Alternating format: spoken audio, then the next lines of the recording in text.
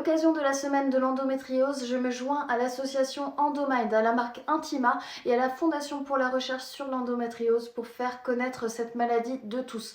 Voici 5 points à retenir. C'est défini par la présence anormale de tissus semblables à l'endomètre, ici en bleu, sur les différents organes en dehors de la cavité utérine. Les cellules peuvent se déplacer et se poser sur d'autres organes, intestins, trompe, urtère, parfois même les poumons, et peuvent créer des adhérences et des lésions qui peuvent perturber le fonctionnement de l'organe. Ça peut se manifester par des douleurs pendant les règles ou pendant les rapports sexuels, mais aussi par une fatigue chronique, une infertilité et, comme je vous le disais, un dysfonctionnement des organes touchés, donc des troubles digestifs, des troubles urinaires, des douleurs lombaires ou pelviennes. Le diagnostic est très complexe car les formes d'endométriose sont multiples, les symptômes sont variés et chacun vit différemment la maladie. Les outils diagnostiques sont l'interrogatoire et l'examen clinique évidemment, mais aussi l'imagerie, échographie, hystérographie, coloscopie, IRM. Il n'y a malheureusement pas de traitement définitif de l'endométriose. Lorsque la maladie est superficielle, il n'y a des fois pas besoin de traitement, mais lorsqu'il y a des douleurs, il faut évidemment les prendre en charge. Certaines situations nécessitent des soins de support, hygiène de vie impeccable, sophrologie,